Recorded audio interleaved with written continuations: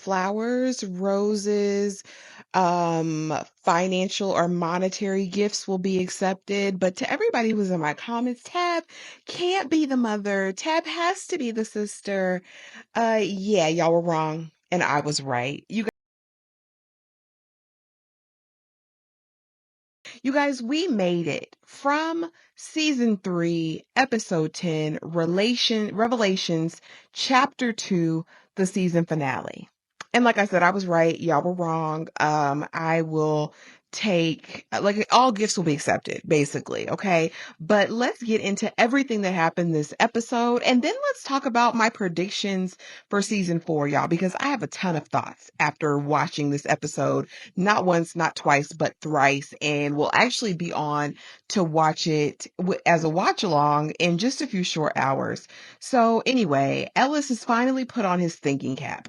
I think Big Sleepy knows. Really, Ellis? Really? After spending a whole afternoon with him, now you know something's wrong with Big Sleepy? Like, I guess it's better late than ever, right? Right, because Ellis's character has been useless since the word go. Since the beginning of Fromville, Ellis has been a useless character. At least now he got a little bit of oomph, a little chutzpah. Um, Fatima, Fatima is laboring down under everyone's noses. No one has a clue. She's throwing the blood against the wall. I don't need that. She even takes to grabbing a sharp object, a piece of that said jar, and proceeding, I guess, to perform her own mission aborted. I don't know what she was up to, but she didn't get a chance. But we'll get into that in a moment. Victor tells Ethan, "Listen, your mama fell down." Jim is oh so concerned. They rush in the house. I saw the boy in white. He wasn't very helpful. This is Victor talking to Ethan because Ethan is Baby Yoda and he is the source of counseling and all the things. This is something that's different that came up for me while watching the finale, you guys. Before, I really, really thought that Ethan was another version of Victor. But as I pondered and as I watched this episode, I'm more inclined to believe Ethan is the boy in white. I don't know. Drop it in the comments. Let me know what you think. But it makes sense to me. Little girls led me to the root cellar, to Victor's, what Tab is telling Jim. When I hugged him, I felt Miranda there, and it wasn't like a dream and it wasn't like a vision. I was there and she was trying to tell me something. Jim is like, I don't know, Tab. You sure about that? You sure about that? You sure about that? Jim is so flustered. He decides to go see Jade. And again, Jade is sick of Jim. He says, "Jim, I don't know what you're coming here for, but I'm not trying to hear it. Last time you came here, you showed your whole entire behind. I have nothing left for you." But Jim apologizes. Y'all know he's been on this redemption tour since last episode, and now we know why. Now we know why. I think you might know how to protect my wife and my kids better than I do. Well, obviously, because Jade is him. Jade has been him. Jade will always be him. All right. Okay. Boyd enlists Sarah's help because of all of the people in all of Fromville, who is capable of torture more than Sarah, right? And so uh Big Sleepy's acting funny. We already know that. We have to get Donna enrolled on in it, and we tell Donna, get the house emptied. Big Sleepy, we're keeping him in the house because Ellis believes Big Sleepy knows where Fatima is because he keeps saying, Fatima and the baby are going to get everybody sent home. It's going to make us free, all of that, right? And Boyd is like, well, maybe, Big Sleepy's just going through things because he lost Tilly. Let me tell you something. Big Sleepy didn't shed a tear about Big Tilly. Okay. Big Sleepy did not shed a tear about the number one op Tilly. He does not give a damn. He could care less. He don't care. That was not it. These voices, Kimono Dragon is what this is all about. All right. Sarah talked to him. He was spazzing just like you were. Okay. And so Boyd is now like, Donna, where are the tools? And she said, out in the shed. So meanwhile, Boyd goes out there and he's collecting all implements of torture that he can think of, finds a screwdriver, pliers, and Father Khatri meets him out there. And it's like, what are you going to do? Pull out his fingernails? Boyd, you said that this place wasn't going to break you, but if you go down this path, Boyd, it's a path of no return.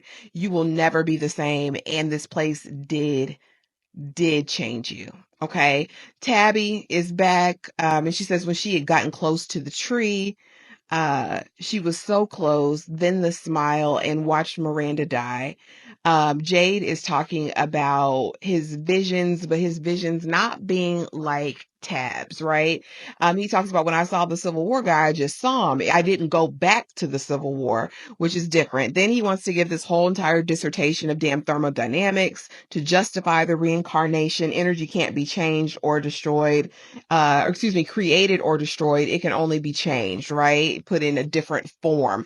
And so these memories, these souls are interchangeable and they never disappear or die. They just manifest or present themselves in different places, different things, different people, right? Okay. Okay. Meanwhile, back at the ranch, Big Sleepy is on his rationalizing tour. What's happening is a good thing, guys. You don't understand it. Kimono Dragon is an angel and she is here to help me. And my thing is, leave the Bible out of this, Buki. Leave the Bible out of this, Big Sleepy. God ain't have nothing to do with this debacle talking about, people didn't understand the Bible when it was coming out. Blah, blah, blah. So that's why you guys don't understand Kimono Dragon. No, Kimono Dragon is an instrument of evil. Okay. And we get all that. Big Sleepy says, see how it's different, Sarah? I'm not like you, Sarah. You see how nobody's died? Very demure, very mindful. I'm not out here unaliving people like you were, Sarah. And why they decided to ultimately leave Sarah in there because Boyd starts his torture attack. He gets the hammer, hammers off one of his fingers or his pinky. And of course, Acosta, Captain Save-A-Ho, she comes in trying to save the day. Boyd leaves, but they leave Sarah there. And Sarah says, listen, I hear you, Big Sleepy. I hear you. However, Boyd has lost so much to this place. He's lost his wife. He's lost friends. He's lost all of that. I refuse to let him lose his soul. But think about it, Sarah said, From already got her soul. So it's nothing to lose. Baby, when I tell you she took that man eye out and then was holding the screwdriver like a psycho killer. Yep. Yep. Sarah was the one to get the job done. Because Father Khatri is trying, of course, to let Boyd know this is wrong. He's trying to be the conscience, and Boyd isn't trying to hear that. We get it. We get it. We get it. And my thing is with this whole thing, and even Boyd's rationalization before the removal of the eye and the torture commenced with Big Sleepy, is why do you think it was unto death? Like everything was like, oh, Fatima's life is at risk. Why? How? What gave you that idea? Whoever said that? Why is her life at risk? I didn't get that. I think that was just a further way for Boyd to justify his actions and whatever he did. And don't get it twisted. I don't give a damn about what they did to Big Sleepy. Do more. Big Sleepy deserved it. He is under the influence, okay? And it just is what it is. Victor and his brother daddy, Henry, are out there and Victor says, I have something to tell you. It's so melodramatic, y'all. I could have done without this scene. I didn't need it. It doesn't touch me. It didn't move me. I didn't share any thug tears. I could care damn less. But it was my fault mom died. Christopher, the boy in white told Christopher, and then I told mom and she went out trying to save the kids. And that's when she was unalived. Here's where she's buried. There were only pieces of her. Wasn't much left. And I'm like, Victor, we could have done without all of that. And it's my fault. It's my fault. And then we see the other side of Henry come out. And I say, see, Henry, he's a degenerate alcoholic with temper issues. Maybe this was just aggressive love. Was it aggressive love? You guys let me know in the comments. Now, Fatima's down there bigger than ever. She's about damn 40 weeks, ready to pop. Okay. And like I said, she's trying to end it. And we see Kimono Dragon approach. Kimono Dragon approaches and again commences with her midwifery. Okay. Jade is talking to the wind now. He's sick and damn tired of being sick and tired. He says, when you feel like saying more than damn Ankui, then come see about me. But until then, leave us alone if you're not going to give us any clues. We don't understand. Meanwhile, Brotherhood of the Night's Watch is doing pull-ups and all he can hear is the damn cicadas. All he can hear is the cicadas, and now he want to know where's the equipment from the ambulance. And Mullet nor Nurse Crackhead in the moment thought to ask him why. They just tell him it's in the closet. Finally, Nurse Crackhead goes downstairs to see him, trying to shock his brain, but stops him before he can get through it. And of course, embraces him in this long hug. We see, for the first time, really Brotherhood being vulnerable. But again, I don't care about Brotherhood of the Night's Watch. We know factions are imminent. Even though we didn't see them in season 3, it's coming. It's coming. It's coming. Just bide your time. I promise you. He, probably Nurse Crackhead, and Acosta will be in this thing together. Don't worry. You'll see it. You'll see it. Nurse Crackhead and Mullet, Mullet wants to be a part of the search party, but she can't. Again, I still am wondering why Marielle is so untouched.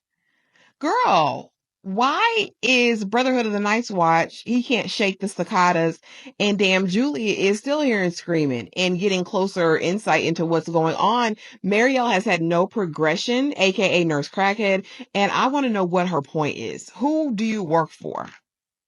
Who sent you here on assignment? That's what I want to know. That's what I want to know. I will say I missed this part, but that the Polaroid camera did come up and pop a picture of Boyd's home that he bought after retirement, the home that he and his wife and Ellis were on their way to when they found the tree in the road and got stuck in the Fromville. And Big Sleepy proceeds to tell him, look, this is because we're all going home. That's what this is all about. And I'm just like, do we care? Do we care, y'all? Now that Jim has actually lended something to the conversation, because we've been looking for codes with these numbers and Jade has been lost. He's tried everything. And Jim says, well, did you try a music scale? A scale has 12 notes, including the flats and the sharps. And Jade is like, you're a genius. All of a sudden he's hearing a melody and all of a sudden he can play damn Vivaldi's concerto or whatever it is on the violin. He's a supreme violinist now. And so they end up going out to the woods, Jim, and Tab, and they are summoning the Ankui crew by playing these beautiful mellifluous sounds, right? And as they come closer, we discover that Ankui, all it meant was remember. Remember, remember, remember. Meanwhile, back in the root cellar, Fatima's giving birth and the underworld is opening. Again, Kimono Dragon was the midwife, and we see some sort of demon seed come outside of her, and she drags it down into the tunnels. Boyd and them are there in the moment, but they just miss Kimono Dragon and the birth, but they see the aftermath with Fatima, the blood, all that. Boyd says he needs to go down to the tunnel, but get Fatima back to the colony house because Boyd needs to see what's going on. And why did he go down there, honey? And he sees this thing morph, grow like we're damn cocoon, okay? And it's the smiling man that he had killed, what was it, last season? We discover Fatima got the tea now. She says, oh, I know everything now. She says that all the people, all the creatures, all the monsters are people who've sacrificed their children for eternal life. The Ankui crew are sacrificed children. I told y'all when we saw them red rocks. I hate to be right. I hate to be right about everything, but I told y'all very early on in the season, those rocks were for sacrifices, and they were sacrificing it, I thought, just to appease the from gods, or maybe this man in yellow that we see at the end of the episode. But really, it was about them getting to live forever. And I guess it didn't matter what form, but the pact still stands.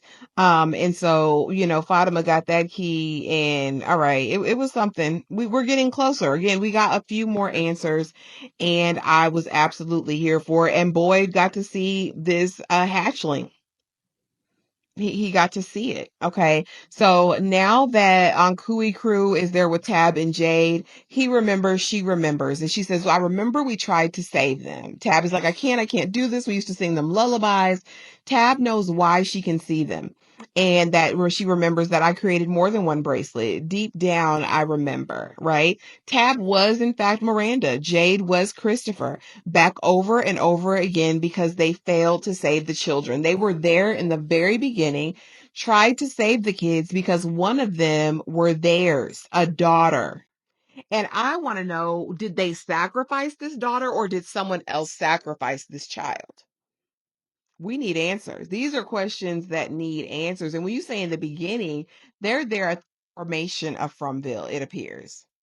And so finally, after she tells Jim all that, she says, I need time. Can you give me some time? And he's like, sure. He goes over reminiscing on live how things were in the beginning. And he goes to the RV trailer. Now, meanwhile, back in the city, well, in the diner, we see Julie talking to Baby Yoda, aka Ethan, and she's telling him her revelations now, right? Her revelations about how she thinks that what happened when they went back to the threshold is that she went back into the chambers when she couldn't wake up, and that she didn't just go there. It wasn't just a vision. It wasn't a dream, but she feels like she went back in time. And Baby Yoda comes through and is like, no, you're a story jumper. What was a story walker, excuse me, a story walker. And my thing is, girl, why are you having this conversation with this baby? This grown up conversation with this baby. And she says, well, I can go back and save everyone if that's the case. And he says, no. He says, you can go back to a chapter, but you can't change the chapter because the chapter has already been written. Now, I just want to revert back for a moment to Marty McFly and Doc and a conversation that they had in the very first Back to the Future movie. And that was, if you go back in time, you can't alter, you can't change anything, or you'll screw up the timeline. That is like the first and foremost rule of time travel. So I don't know what Julie thinks she's going to do, but baby, by the end, she done did something coming back like damn Sarah Connor. I said, all right with the haircut and the scar in the face trying to save your raggedy daddy. She's like, I think this is when it happens, Dad. And he's like, Julie, what's going on? What happened to you? Whatever. Then we see the man in yellow. He looked dusty. He looks unkept. He looks unclean. He don't look like he have eyes really. And Julie's like, maybe I can help you. I can get you. This is where it happened. And baby, basically, man in the yellow suit was like, you're here too late. A little too late, Bookie Boo. There's nothing you can do. Y'all got too much knowledge, and that comes with a cost. Damn Tabby shouldn't have dug that hole. I tried to warn you. And after that, baby, Jim is dead as a doornail. Did I shed a tear? No. Ding dong, the Jim is dead. That's how I feel about it. But since we are dealing with the time space continuum and we're dealing with reincarnation as well as time travel, I think if Julie can figure this out, this time leap, this story walker, whatever it is, I think there's a possibility that we can go back and change things. And I think that's what they're setting us up for in the future. Am I sad to see Jim go? Absolutely not. Do I think they'll probably bring him back? Yes, just because he's that damn annoying. I think Julie's going to find a way to protect, or to not protect, but to perfect her time traveling. I think it's going to be a thing. Now, what else it sets in motion, I have no idea, but I'm interested. Baby, the way they ended it with Jim being gone, I couldn't be more elated, y'all. I'm sorry. That's how I feel about it, you guys. But that was the episode. That was the finale. Again, we got answers. I'm curious to know again when these factions are going to form. We know it's been confirmed through MGM Plus that season 4 is on the way, honey. It is coming, but we're probably not going to get it until 2026. So we have over a year to kind of just stew and wait and make guesses about what's going to happen. Let me know what you thought about this episode. Again, I will be on later to do a watch along. In addition to that, be doing kind of final reactions to the season altogether as a live panel. And then, of course, on Tuesdays, we will be back for our regular From Live. You guys drop it in the comments below. Let me know what you thought of this episode. Was it satisfaction? Was it merriment and joy that you received once it was all said and done? I enjoyed it. I can't lie. This was a roller coaster ride. Yeah, and I'm gonna miss it till 2026. But thank you guys so much for watching, and I will see y'all in the next video. Bye.